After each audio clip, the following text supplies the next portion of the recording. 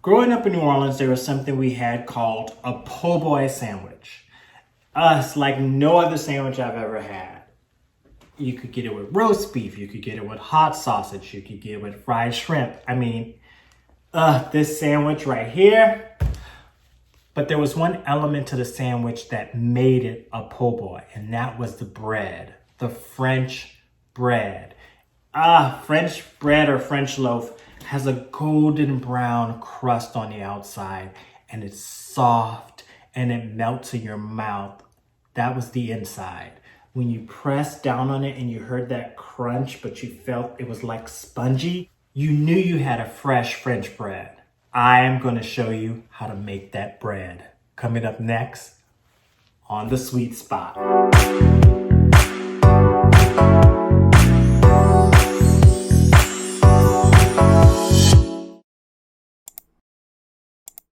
To start our French bread, get a large bowl. Add 1 cup warm water. 1 tablespoon granulated sugar. 3/4 teaspoon salt. And finally, you're going to add in 2 1/4 teaspoons active yeast, whisking in till well combined.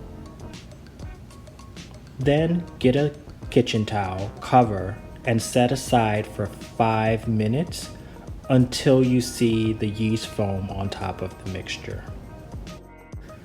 Once your yeast mixture is ready, you're going to add in your flour.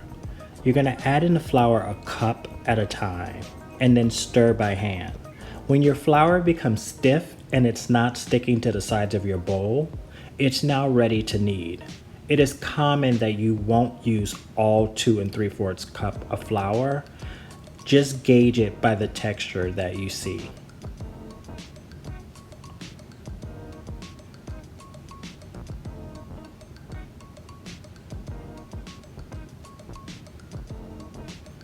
Now the flour is ready to knead. On a lightly floured surface, you're going to knead your flour for about 5 minutes until the texture changes. You'll feel your flour start to smooth out and not be as sticky. Just push the flour down and roll up with your fingers. That'll give it a good kneading to activate all of that gluten. A good way to check if your flour is ready, poke your finger into the flour. If it bounces back immediately, it's ready and it's time to proof. Place your dough ball in a well-oiled bowl. Cover with plastic wrap and set in a warm environment for about an hour to an hour and a half, or until your dough has doubled in size. Once your dough has doubled, you're going to punch down and release all of the air. On a lightly floured surface, you're going to roll out your dough, roughly into a 12 by 14 rectangle, and about 1/4 of an inch thick.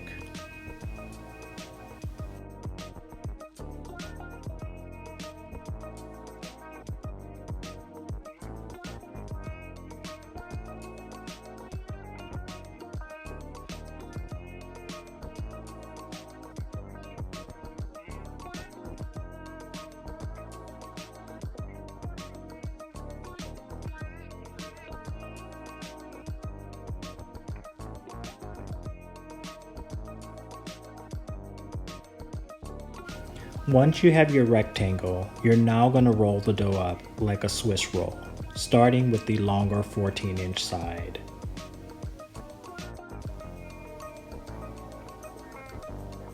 Just pull up the ends, just like that. Do the first fold over, and then keep the momentum going, lightly rolling the dough over.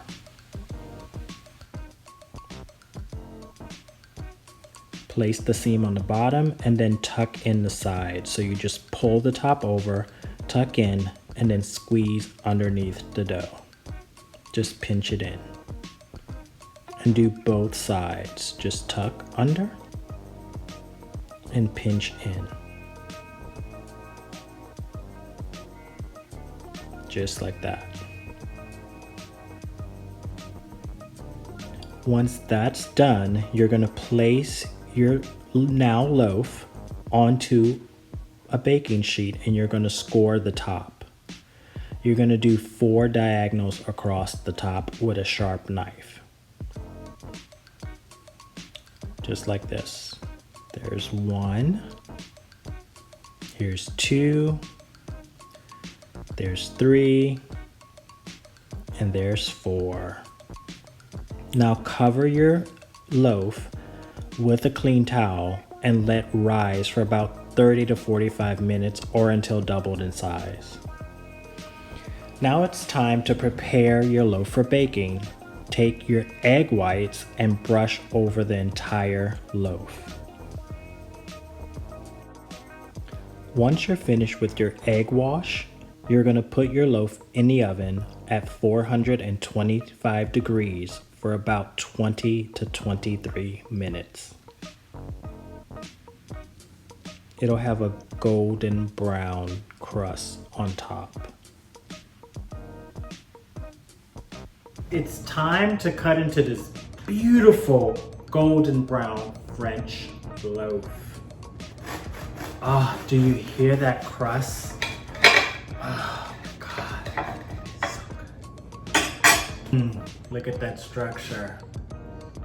Ah, let's take a bite.